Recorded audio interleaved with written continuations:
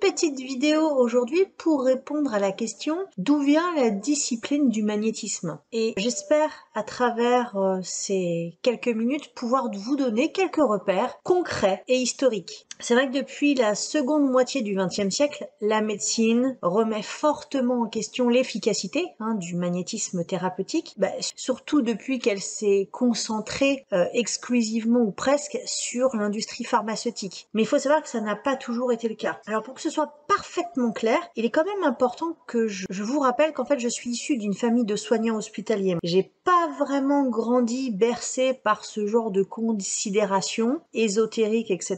Qu'avant que le magnétisme finalement s'impose à moi, jamais j'avais entendu parler de fluide, voilà, de choses comme ça. La pratique du magnétisme, elle était courante déjà dès le Moyen-Âge, et à l'époque c'était pas rattaché à la sorcellerie, c'était plutôt relié au milieu spirituel, parce que à l'époque on pensait que si on était malade, c'était plutôt un châtiment infligé par Dieu. À l'époque, on les appelle les toucheurs, les conjureurs, les rebouteux, d'accord, les passeurs de feu, etc. Et c'est des termes qui subsistent toujours aujourd'hui. Alors pour ramener ça à quelque chose de plus concret, de plus scientifique, il faut savoir qu'au début des années 1500 environ, il y a un philosophe et scientifique qui s'appelle Paracels, qui est considéré donc comme le père de la médecine moderne. C'est quand même pas rien. Il va découvrir le pouvoir magnétique des aimants. Et il va découvrir que ça a un fort impact sur l'énergie vitale du corps humain. Et du coup, il va développer toute une gamme de cures médicinales autour de ça. Et il va même aller jusqu'à utiliser des minéraux en plus, des herbes médicinales, etc. pour soulager les inconforts ou pour accélérer une guérison. On a aussi le médecin William Gilbert. Lui, c'est un savant anglais. Et il va publier un livre autour du magnétisme thérapeutique. C'est-à-dire que lui également a étudié la loi magnétique des aimants en particulier. Et puis, il y a un nom qui va vous dire quelque chose ensuite,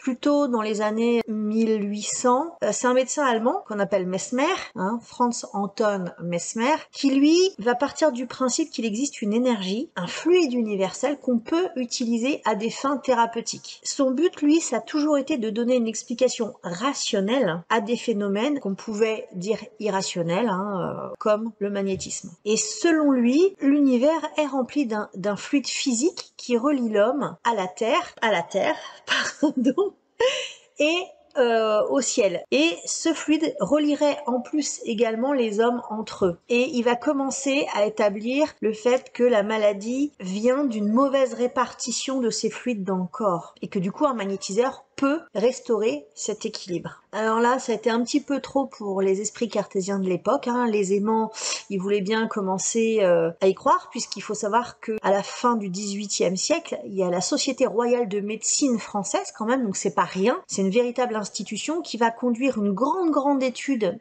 sur l'histoire des aimants et qui va conclure l'utilisation magnétique à des fins médicales est tout à fait pertinente. Mais là, la théorie de Mesmer, ça a été vivement critiqué par la médecine traditionnelle, d'accord, et on a même été jusqu'à essayer d'interdire sa pratique, mais en réalité ça n'a pas vraiment empêché la discipline de se développer, un peu sous le manteau comme on pourrait dire. Mais pour revenir sur ces trois énergies qui sont liées en permanence, les Chinois l'illustrent beaucoup en parlant du Qi. Et pour eux, et du coup pour Mesmer et d'autres, je vais en citer un autre aussi, au-dessus de nous, il y a l'énergie cosmique, d'accord, le ciel. Et puis, en dessous, on marche dessus, il y a l'énergie tellurique, c'est-à-dire l'énergie de la Terre. Et entre les deux, je vous donne en mille, qu'est-ce qu'il y a? Bien sûr, il y a les arbres, mais il y a également les humains et les animaux. Et nous faisons le lien entre ces deux énergies. Durant ces dernières décennies, finalement, le magnétisme thérapeutique a toutefois connu un regain de popularité de la part de la communauté médicale, puisque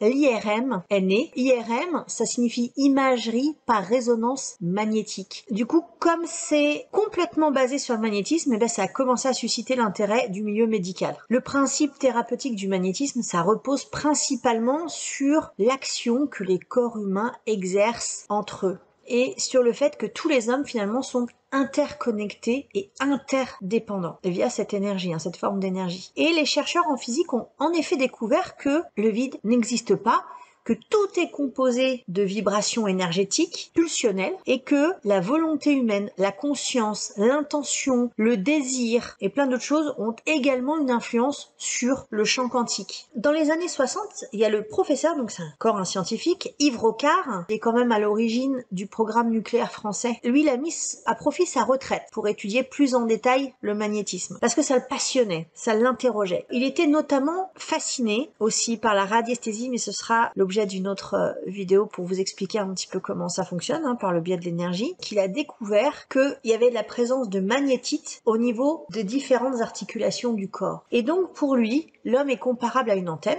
finalement, grâce à la particularité électromagnétique que nous avons dans nos cellules. Et du coup, nous sommes capables de capter des forces cosmiques et telluriques qui sont nécessaires au bon fonctionnement de nos cellules. Et puis, il compare aussi l'homme à une pile, puisque nous avons la capacité d'accumuler les énergies qu'on vient capter et de les stocker. Et enfin, il va expliquer que l'homme, que nous sommes, enfin, que l'être humain est comparable à un émetteur, qu'on a la faculté de transmettre ces énergies qu'on a accumulées, et ça de façon volontaire ou pas. Encore un peu plus proche de nous, il y a deux médecins new-yorkais dans les années 70, Dora Kunz et Dolores Krieger, qui eux ont commencé à prodiguer des soins basés sur l'imposition des mains. On les a appelés le toucher thérapeutique et ça leur permettait de soulager toutes sortes de maux physiques. Ils sont venus agrémenter le fait qu'un magnétiseur vient rééquilibrer le niveau énergétique d'une autre personne et restaurer ainsi des problématiques et sa santé par son champ électromagnétique et sur le champ électromagnétique du consultant. Et vous avez peut-être déjà encore plus récemment entendu parler de bioénergétique.